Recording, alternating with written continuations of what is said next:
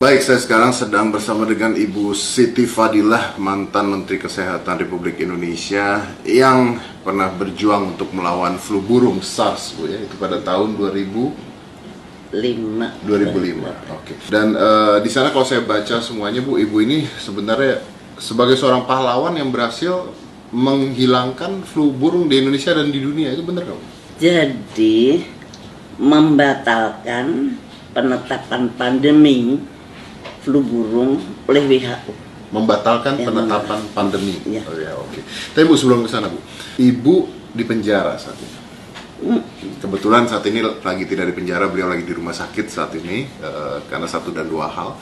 Tapi Ibu di penjara karena dituduh korupsi sebesar 6 miliar, 1,3 miliar. Saya itu tidak menerima sepeser. Betul, tapi Ibu dituduh Ya, korupsi. dituduh yang 6 miliar itu adalah kerugian negara yang dilakukan oleh eselon 2 saya. Dan eselon 2 saya sudah membayar lah dan dia tidak dihukum. Saya dituduh membantu dia, saya dihukum. Dan itu nggak ada bukti, nggak ada saksi. Tidak ada bukti, tidak ada saksi. Jadi pada saat pengadilan? Saat pengadilan itu jaksa penuntut umumnya mengatakan fakta pengadilan kita abaikan. Kemudian hakimnya mengatakan saya memutuskan tanpa bukti, saya tidak perlu bukti. Dan Ibu akhirnya harus dipenjara. Menurut Ibu Sangat tidak fair. kalau misalnya Ibu tidak bersalah, kenapa Ibu bisa dipenjara? Ya itu negara kita ini nampaknya tidak berdaulat full, tidak full berdaulat. Nyatanya saya ngerasain sendiri ya, bahwa lembaga hukum kadang-kadang masih dipakai untuk suatu kekuatan tertentu, bisa untuk mengatur orang yang tidak mau diatur, kemudian dicari-cari salahnya, nggak ada salahnya dibikinin perkara. Artinya karena Ibu tidak bisa diatur, Bu ya? Ya, mungkin saya dikatakan tidak bisa diatur oleh siapa saya nggak tahu, karena kalau saya jadi menteri saya tidak pernah dipecat, jadi Bantimpres saya tidak pernah dipecat, dan saya tidak melakukan sesuatu pun yang berlawanan. Ibu ini kan di mana-mana berita yang tersebar adalah Ibu mengatakan jangan menggunakan vaksin dari Bill Gates. Menurut pengalaman Ibu, kenapa? Ada sesuatu yang aneh itu untuk saya ya. Saya ikutin Bill Gates ini di forum ekonomi di Davos. Di Davos itu selalu ada forum ekonomi, kalau nggak salah awal tahun itu, awal tahun itu ada suatu forum ekonomi internasional. Di sana Bill Gates menjadi pembicara utama. Dia di situ menggebu-gebu bahwa nanti akan ada pandemi. Ya, saya juga nonton. Nonton. Nah, anehnya dia mempersiapkan vaksin. Bahwa selalu pandemi selalu ada vaksin. Kalau pandemi penyelesaiannya pakai vaksin. Kenapa nggak pandemiknya yang dihentikan? Kenapa mesti dibikin vaksinnya gitu loh? Mau ya jangan sampai terjadi pandemik. Gitu. Satu, ini kan bukan dokter dia itu.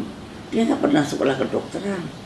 Kenapa dia begitu fasihnya menganalisa akan terjadi pandemik, menganalisa dunia akan butuh vaksin sekian miliar. Untuk saya itu suatu hal yang tidak masuk di akal saya gitu. Ada apa sih ya? Dia kan pebisnis, dia kan ahli komputer, mungkin dia ahli virus di komputer mungkin dia, tapi kok virus di manusia kan berbeda gitu. Nah itu saya waktu itu tahun 2017 hanya saya kumpulkan saja. Nah begitu terjadi saya bongkar. Ibu membongkar ini tahun 2017. Saya batin doang tahun 2000, terus saya ikutin, betul nggak ya? Kapan ya ada pandeminya? Dan betul ternyata ada pandemi betul yang sebetulnya tidak terlalu berat seperti flu burung. flu burung itu 1 hari meninggal, 2 hari meninggal, kalau ini masih banyak hari. Ya, Ibu bukannya pada saat flu burung itu Ibu sempat bersikeras dengan WHO pada saat itu kan? Dan Ibu menang pada saat itu? Iya. Ibu menang dari WHO? Iya. Karena WHO berhasil kita reformasi. Ibu berhasil mereformasi WHO Iya. pada saat itu? Iya. Yang tadinya saya pandang bahwa WHO tidak adil terhadap negara-negara yang berkembang seperti kita, dan saya reformasi bahwa kita mempunyai kedudukan yang sama, dan kemudian WHO harus transparan, dan kita mempunyai kedudukan yang sama dengan negara manapun. Tidak ada yang di bawah, tidak ada yang di atas. Kalau sakit, kita semua harus nolong, dan kita semua harus bersama-sama berpikir. Dan Ibu pernah menolak vaksin dari mereka? Iya, tidak ada vaksin untuk flu burung. Tidak ada vaksin untuk flu burung, karena Ibu tolak pada saat itu? Iya. Ibu tolak pada saat Ya, itu? saya membuktikan tidak perlu vaksin. Saya membuktikan bahwa virus flu burung tidak menular. Pada waktu itu WHO sudah berkuar-kuar mengatakan flu burung itu menular, human to human transmission. Sudah masuk CNN, sudah dikumpulkan kemana-mana, seperti Wuhan. Tapi saya nggak mau. Jangan ngomong dulu kalau ini human to human. Saya akan buktikan. Dan saya membuktikan virus saya tidak menular. Ini gambarnya virus saya, ini bentuk virus saya. Nah itu kemudian, dan saya protes juga ke PBB, sehingga kemudian terus stop. Setelah itu stoplah. Stop vaksin? Ya, stoplah flu burung. Stop flu. Saya nyetop flu burung tidak pakai vaksin, tapi pakai kulit. Ibu Ibu menyetop flu burung tidak dengan vaksin tapi dengan politik. Yes. Artinya flu burungnya hilang sendiri. Kalau di ekonomis, saya dikatakan saya adalah menyelesaikan pandemi flu burung dengan transparansi. Kalau Ibu mengatakan seperti itu, artinya flu burung pada saat itu bisa dihentikan karena politik yang Ibu lakukan, artinya bisa diatur kapan berhentinya virus. Tidak. Begini, dia merencanakan ada pandemik. Kemudian saya bisa memotong, no, nggak ada pandemik di sini. Tidak ada human to human transmission.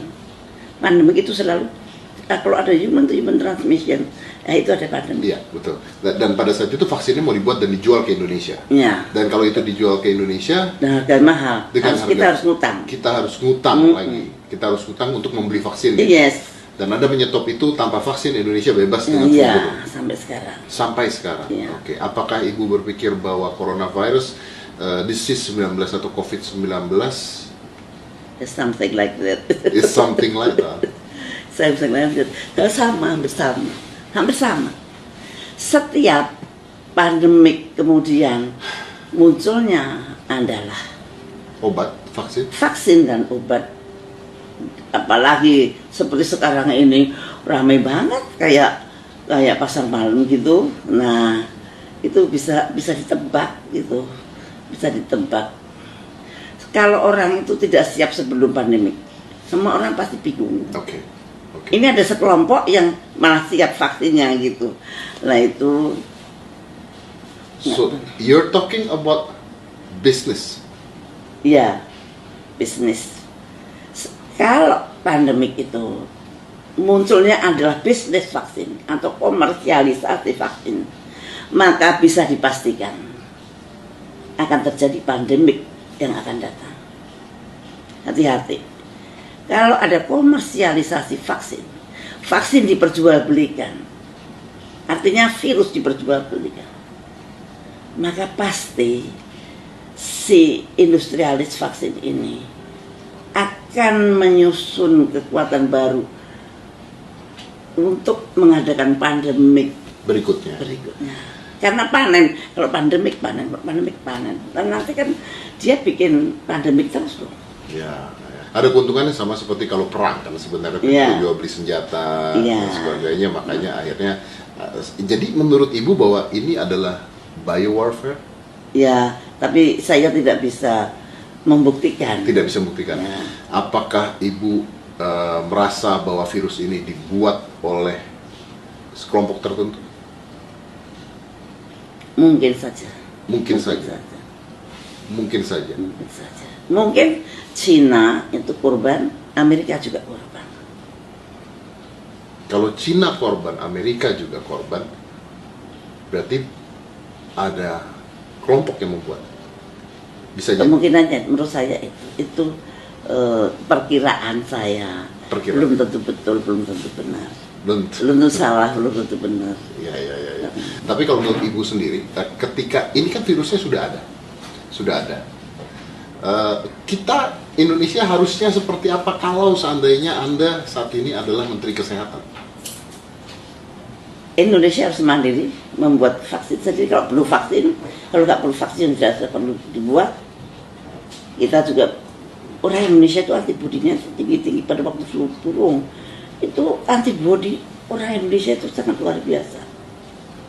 Jadi, Nah, dan kita mampu buat vaksin sendiri, Bu? oh Pak, mampu lah. Tidak perlu beli. Ekman bisa, Surabaya juga bisa. Kemudian BPPT Jogja juga mungkin bisa. Tapi sekarang fokusnya di Ekman. Menurut saya yakin mereka bisa.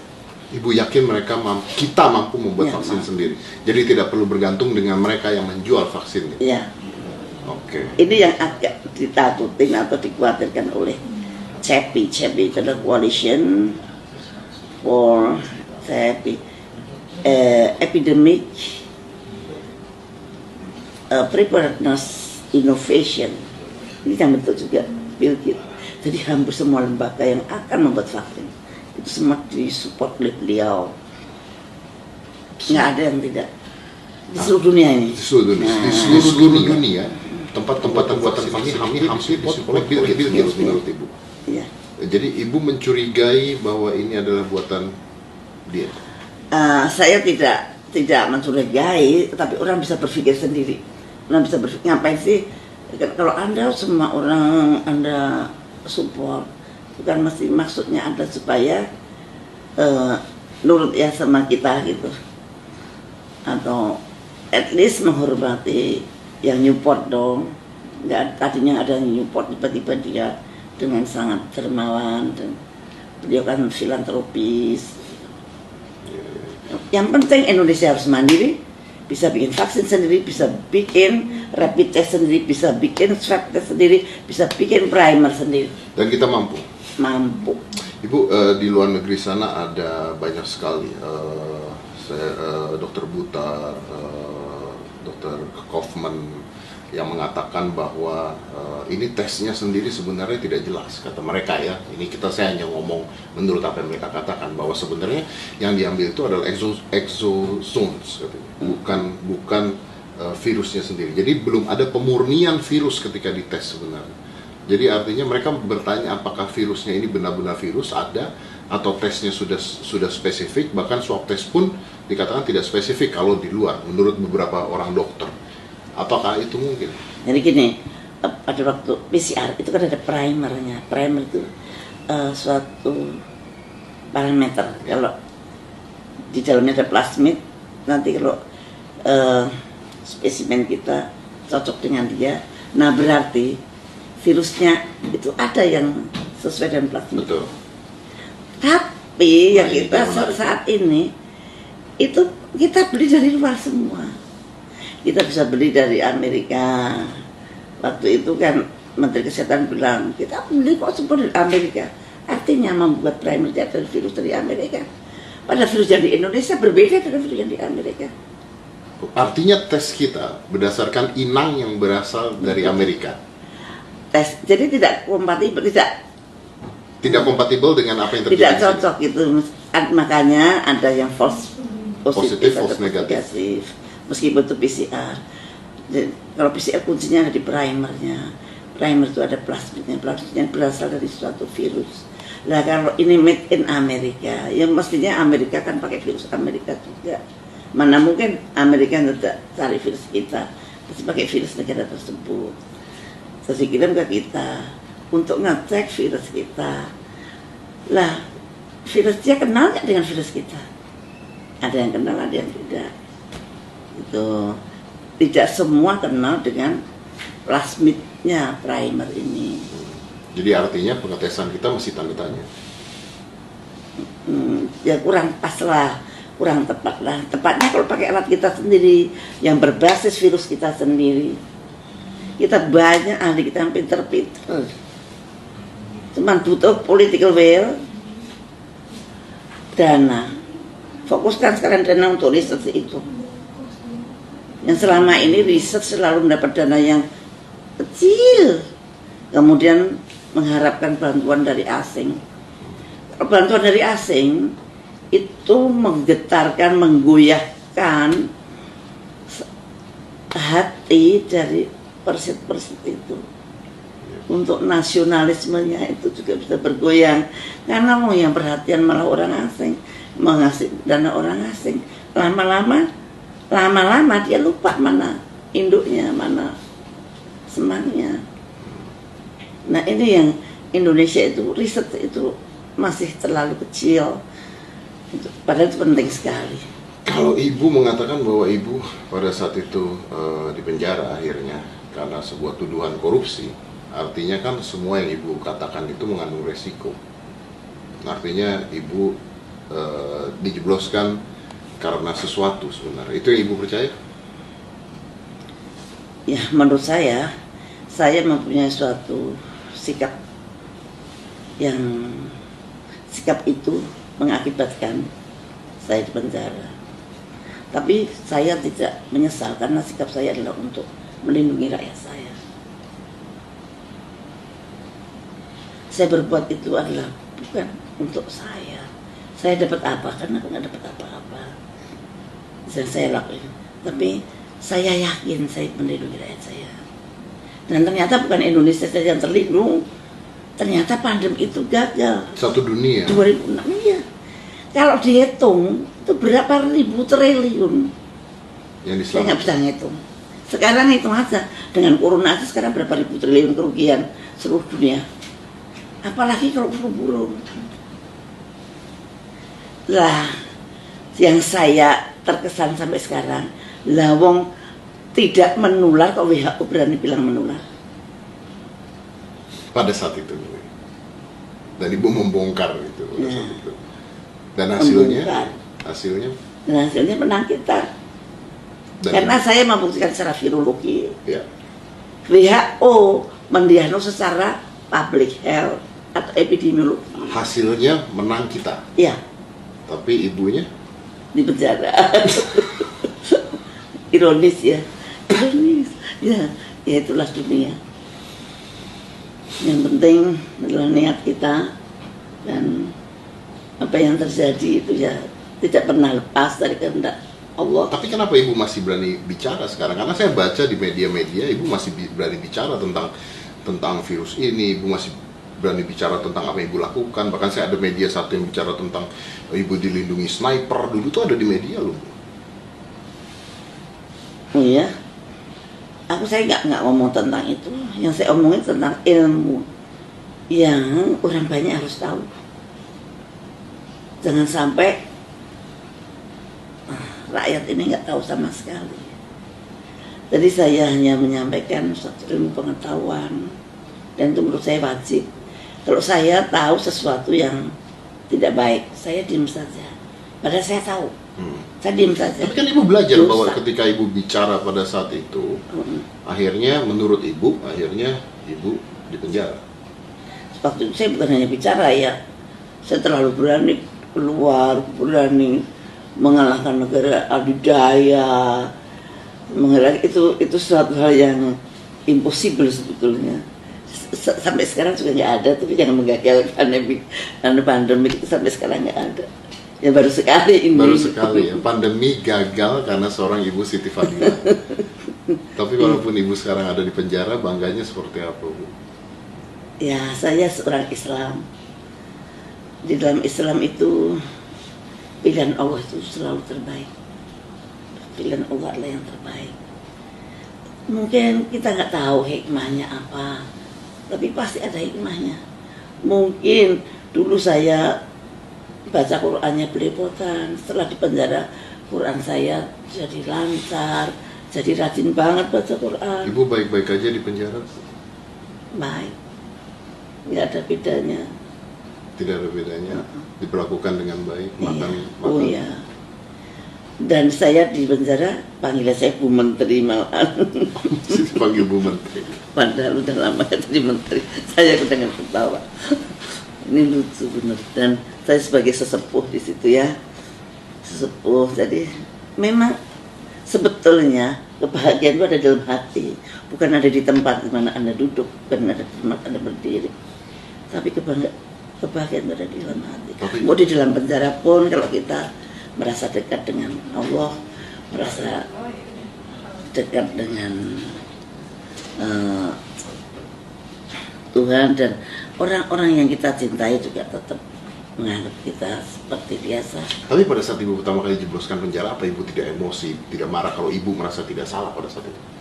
Ya pastilah itu manusiawi. Tapi saya tahu musuh saya besar, jadi saya kalah. Saya bukan salah, tapi saya kalah. Tapi saya pernah menang.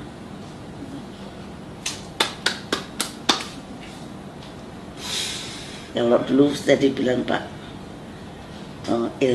Karni Ilyas, saya pernah, waktu itu belum ada ILC, tapi dia wawancara begini, lebih baik jadi harimau satu hari daripada jadi kambing seumur hidup. Dan ibu pernah jadi harimau. Ya. Sekarang jadi kambing apa? Sekarang ibu berapa lama lagi Bu, kalau boleh tahu Bu, masa tahanan ibu berapa lama lagi? Nanti Oktober ini selesai. Ya selesai. Bayangin kurang 4 bulan. Saya ini kurang 4 bulan sudah selesai. Di rutan saya ada corona. Saya ini kan high risk, umur sudah 70 tahun, mau 71. Saya punya penyakit Asma. yang bermacam-macam. Ada asma, ada hipertensi yang terkontrol kan obat-obatan, ada jantung yang iramanya nggak bener. Kok saya tidak dirumahkan? Si mbah-mbah yang saya bilang mbah, padahal dia lebih muda daripada saya, itu semua dipulangkan, dirumahkan. Saya pernah ngomong itu, tapi karena pelaksanaannya adalah siapapun yang tertuduh korupsi tidak bisa di. Yang itu namanya PP 99. Ya. PP 99 itu memang itu berlawanan banget dengan HAM. Kalau di seluruh dunia semua BPP itu semua napi mempunyai hak yang sama. Ini enggak, tidak mempunyai hak sama, itu korupsi, narkoba, teroris. Nah, yang tiga ini tidak dapat remisi sehari pun. 4 tahun ya 4 tahun. Nah sekarang ini kurang 4 bulan. PP 99 kan dibuat tidak pada keadaan pandemik. PP 99 kan dibuat pada keadaan normal. Kenapa juga diberlakukan pada keadaan pandemik? Seharusnya enggak dong. Pandemik itu adalah darurat, kegawatan kesehatan masyarakat. Nggak boleh menaruh orang yang high risk di dalam zona, di dalam rutan atau lapas. Ada orang yang setua saya dengan high risk begini, dibiarkan saya di dalam. Melanggar HAM itu. Dan saya heran, takutnya kok takut banget sih sama PP 99, lebih takut PP 99 daripada Tuhan. Lah, PP 99 yang bikin sama orangnya juga pernah jadi tersangka tuh, kabur ke Australia tuh kemana nggak tahu. Lah kok malah takutnya bukan main. Saya tahu PP 99, aku heran loh kalau yang takut tukang beca nggak apa-apa loh, aku sampai wong sing paling tinggi dhewe juga takut sama PP 99. Aku nggak ngerti. Ini dunia ini aneh juga semua. Tapi tinggal 4 bulan lagi Bu ya. Begitu ibu keluar nanti, apa yang akan ibu lakukan? Saya mengalir seperti air yang mengalir seperti apa. Yang jelas saya akan tetap konsisten untuk menyuarakan kebenaran, dan semuanya untuk rakyat. Apapun saya ingin mensejahterakan rakyat Indonesia. Ya, Pak. 5, 4, 3, 2, 1, close the door.